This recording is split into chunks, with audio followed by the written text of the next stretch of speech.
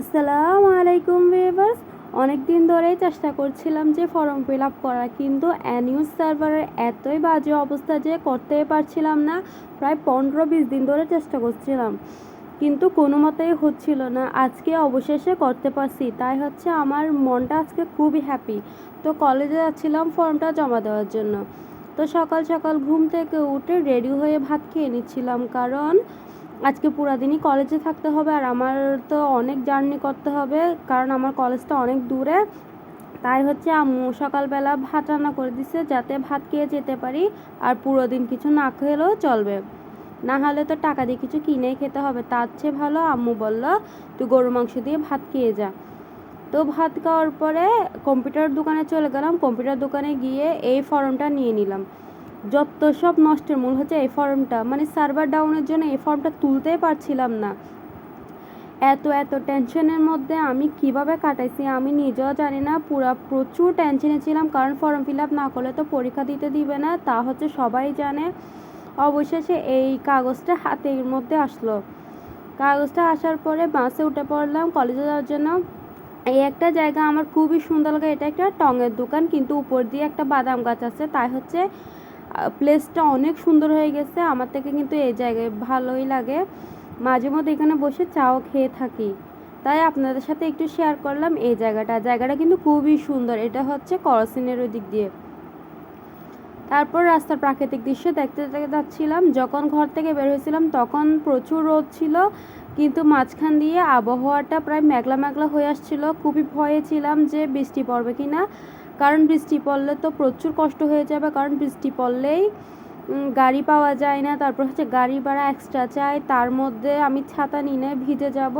আর একটু থেকে একটু ভিজলে আমার সর্দি কাশি জ্বর সব কিছু চলে আসে, মানে নিজেও জানি না কী কারণ নিজে অসুস্থ হয়ে যায়, কোনো কিছু হলে অসুস্থ হয়ে যায়। দেখেন আবহাওয়াটা কত সুন্দর। এই আবহাওয়ার মধ্যে জ্যামের মধ্যে বসে আছি, মানে কি একটা অবস্থা। এমনিতেই টেনশনে ছিলাম, তার মধ্যে জ্যামের মধ্যে বসেছি। এই জায়গাটার মধ্যে কোনো গাড়ি ঢুকতে পারে না, কারণ জায়গাটা খুবই ছোট ছিল, তাই হচ্ছে না হলে পিছন থেকে তো এই চিপা চাপার ভিতরে গাড়ি ঢুকিয়ে দেয়। আজকালকার গাড়িওয়ালাদের কোনো ভরসাই নেই, মানে চিপা চাপা পাইলেই গাড়িটা ঢুকাই দিবে। চিন্তা করে না যে অ্যাক্সিডেন্ট হবে, অনেকগুলো মানুষ মারা যাবে, এরকম একটা দুর্ঘটনা থেকে বাঁচছি। একটা ট্রাকের সামনে আমাদের বাসটা আস্তে আস্তে বেঁচে গেলাম আর কি, মানে আরেকটু হলে অ্যাক্সিডেন্ট হয়ে যেত, যা আল্লাহ বাঁচাইছে। তারপর হচ্ছে জ্যামটা ছুটছে, আর গাড়ি দেখেন কত জোরে চালাচ্ছে। গাড়িটা এরকম চললে কিন্তু ভালোই লাগে, কিন্তু জ্যামে বসে থাকলে এত ক্লান্ত লাগে, বিরক্ত লাগে বলার বাহিরে। তারপরে চলে আসলাম অফিস রুমে। দেখেন অফিসের কী অবস্থা। এখানে হচ্ছে ফর্ম জমা দিয়ে সিগনেচার করে চলে যাচ্ছিলাম নিচে। আমার তো আর কোনো কাজ নেই, তাই হচ্ছে আবার বাসায় চলে যাচ্ছিলাম, কারণ আমাদের সেকেন্ড ইন কোর্সের পরে আর কোনো ক্লাস হয় না।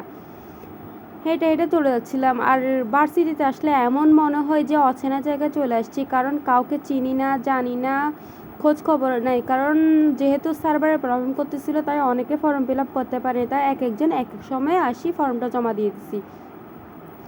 যেহেতু 26 তারিখ লাস্ট ডেট ছিল, তাই হচ্ছে আমি খুবই টেনশনে ছিলাম আজকে জমা দিতে পারবো না কি পারবো না, কিন্তু ভাগ্য ভালো 25 তারিখ জমা দিয়ে দিছি। তারপর আম্মু একটা গাছ দেখতে বলছিল, আম্মুর নাকি কারিপাতা গাছ নিতে ইচ্ছা করতেছে, তাই আমাকে যেতে বলছিল। আমি একটু ঘুরে দেখছিলাম যে কারিপাতা গাছ খুঁজে পাই নাকি, কিন্তু পাচ্ছিলাম না, আর নার্সারি খুবই দূরে, তাই হচ্ছে যেতে ইচ্ছা করছিল না, কারণ আমি খুব টায়ার্ড ছিলাম। এত ঘন্টা জার্নি করার পর যে কেউ টায়ার্ড হয়ে যাবে। তো সাথে দেখলাম আম মাখা বিক্রি করতেছে। আম দেখে তো আমার লোভ লেগে গেল। আমার কিন্তু পাকা আম থেকে কাঁচা আম বেশি ভাল লাগে।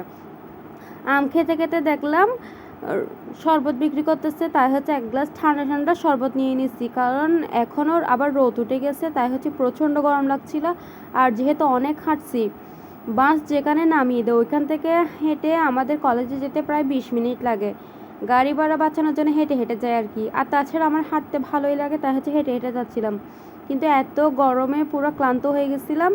আসার সময় কয়েকটা বান্ধবীদের সাথে দেখা হয়ে গেল, মানে বাসায় যাওয়ার সময় কতগুলো বান্ধবীর সাথে দেখা হয়ে গেল। আমরা সবাই মিলে অনেকক্ষণ দাঁড়িয়েছিলাম, কিন্তু একটা বাসও পাচ্ছিলাম না, তাই হচ্ছে সবাই মিলে সিদ্ধান্ত নিলাম যে ট্যাক্সি করে চলে যাব। যেহেতু নিচে দিয়ে প্রচুর জ্যাম ছিল, তাই ট্যাক্সিওয়ালা বলল আমরা ব্রিজ দিয়ে চলে যাব। তাই আমরাও বললাম ঠিক আছে, ব্রিজ দিয়ে চলে গেলে ভালো হবে, কারণ ব্রিজ দিয়ে গেলে 1 ঘন্টার পথ আমরা আধা ঘন্টায় পৌঁছে যাব, কারণ ব্রিজটা একদম খালি থাকে, তাই হচ্ছে ওই দিক দিয়েই চলে গেলাম। ব্রিজ দিয়ে আমরা প্রায় আধা ঘন্টার মধ্যে বাসায় পৌঁছে গেছি। তারপর হচ্ছে একটা টমটম নিয়ে নিছি।